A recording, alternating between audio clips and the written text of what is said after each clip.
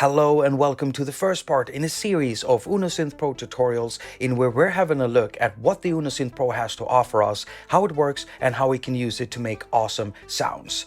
Now in this first part we're doing a quick overview of the synth engine, and we're starting out with the oscillator section, which contains 3 analog oscillators plus noise. Now when it comes to selecting waveforms, then we're doing it with a continuous wave shaping control. This means that we can go seamlessly from triangle to saw to pulse, and we even have pulse width modulation at the end.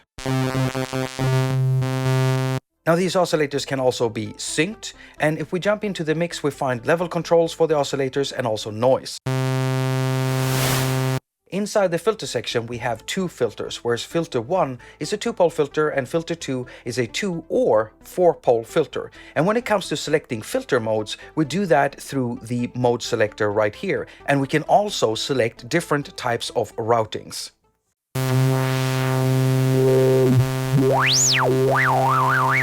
Now inside the LFO section we find 2 LFOs, and both LFOs have access to 8 different waveforms, and this includes stuff like random, sample and hold, and even noise. Now when it comes to envelopes, the UNO Synth Pro has 2 of them, one for the filter and one for the amp, and they're fully fledged, so attack, decay, sustain and release. Now you can do a lot of modulation in here, and if we jump into the modulation matrix, we find 16 slots for modulating stuff in here, and there's a bunch of sources and a bunch of destinations that you can use. Now apart from the modulation matrix, you can also use the step sequencer to record knob movements and modulate stuff that way too. That's all I have for you in this part. Thank you so much for watching, and do make sure you check out our other UNO Synth Pro tutorials.